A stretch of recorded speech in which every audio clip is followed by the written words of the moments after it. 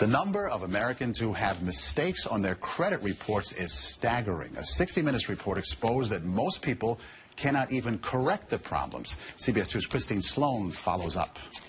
Meg Pasternak says a mistake on her credit report nearly destroyed her credit. We had to present so much documentation to say this wasn't ours, and then we still had to pay something to get rid of it. Pasternak says it took months to resolve the problem. You feel kind of helpless because they got you under the gun if you need to get a new car or a house or for anything. Pasternak is not alone in her frustration. A new government study finds up to 40 million Americans have mistakes on their credit reports. But an investigation by Steve Croft on 60 Minutes finds most people get nowhere trying to correct an error. Ohio's Attorney General tells Croft that is a clear violation of a federal law. The federal law says that if you believe that there is a mistake, you can go to them and they have an obligation to do a reasonable investigation.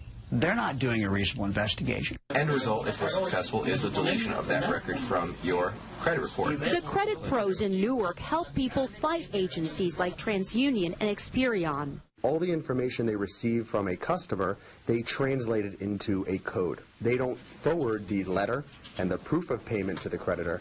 They just forward the 3-digit code. So the best way to protect yourself? Go directly to the creditor rather than going to the credit bureau themselves. Another good habit to get into, check your credit report periodically to make sure there are no changes. In Clark, New Jersey, Christine Sloan, CBS 2 News. And like 60 Minutes, we were unable to get an actual person at the 3 credit reporting agencies. 60 Minutes was referred to the spokesperson for the agencies, who provided a statement citing an industry-sponsored survey that showed 95